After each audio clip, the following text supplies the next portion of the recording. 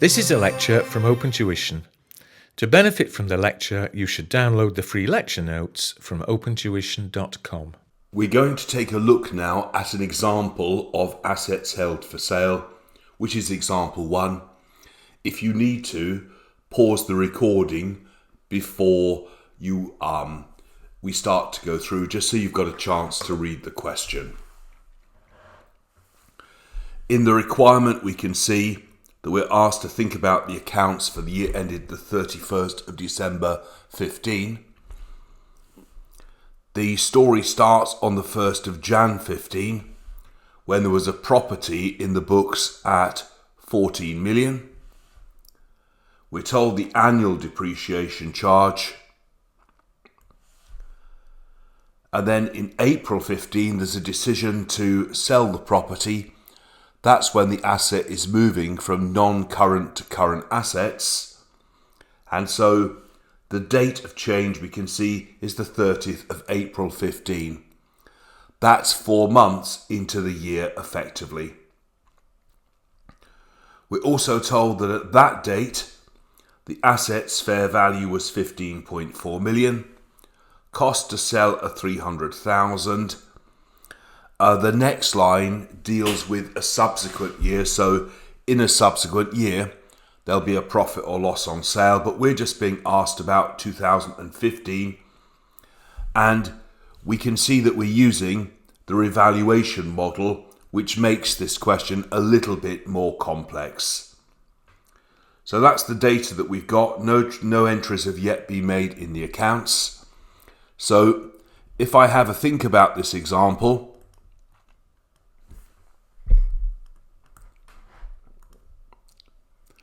and think first about the carrying amount of the PPE.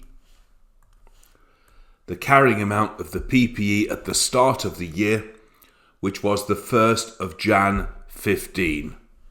So 1st of Jan 15. On that date, the carrying amount was 14 million. I'm going to do this in $1,000 terms.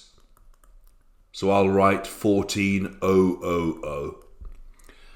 The first thing that we need to do is to depreciate the asset for the first 4 months of the year. So depreciation, 4/12 of 300. 4/12 of 300 is 100. I'm just making a note next to that depreciation would be recognised in the profit and loss. Then we get to sale day or held for sale day, and that is the 30th of April 15. So that the carrying amount is now 13,900. On that date, when it's to be classified as held for sale, what we need to do, because this is a revalued asset, is 2 steps really. The first thing is, step 1, I need to revalue to fair value, because I'm using the fair value model. The fair value, we can see, we're told, is 15.4 million. So the new fair value is 15,400. The gain, which is the balancing figure, would therefore be 1,500, and that gain goes to OCI. The second thing that we need to do is we need to value it, the asset,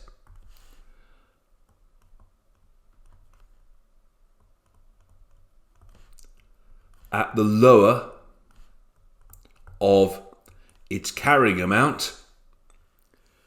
Its carrying amount we just spoke about was 15,400, and fair value less cost to sell. Well, fair value is 15,400, cost to sell are 300, So that would give you 15,100. So decision, therefore, is that the lower of the two is 15,100. So I can now see we had up here we've had depreciation, haven't we? We've also had a revaluation gain. Now we've got the loss when the asset is reclassified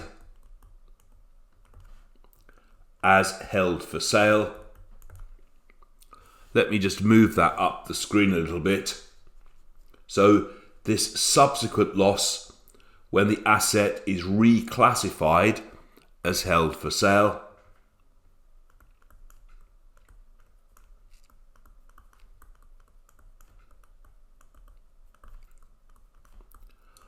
I can see that that loss is 300. Once again, that is a balancing figure. That loss goes to profit and loss.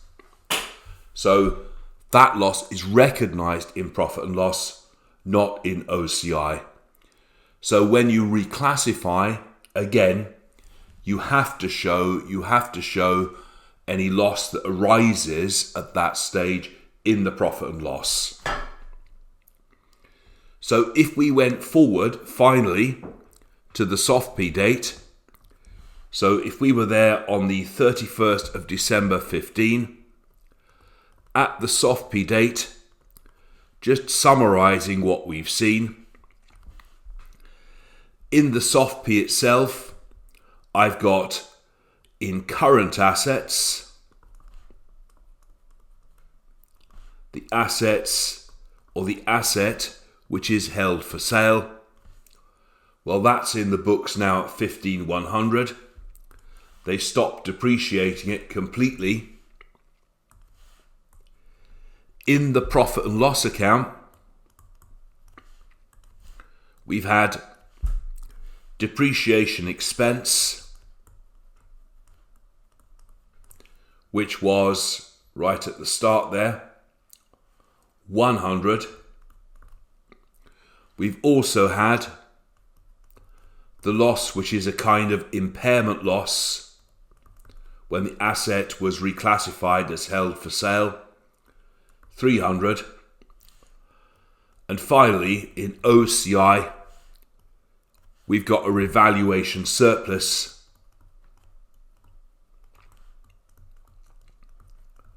Revaluation surplus, we've got upstairs, haven't we? The revaluation surplus was 1500. So that's the position at the year end. We're not asked about the next year, but you can probably see that in the next year, when they come to sell it, they're going to sell it for 15.6 million. So there'll be a profit on sale, which will go to the profit and loss. They'll transfer the balance or revaluation reserve to retained earnings, but you don't have to get very excited about reserve transfers in SBR. That's more of a financial reporting issue. So there we are. Nice example of assets held for sale.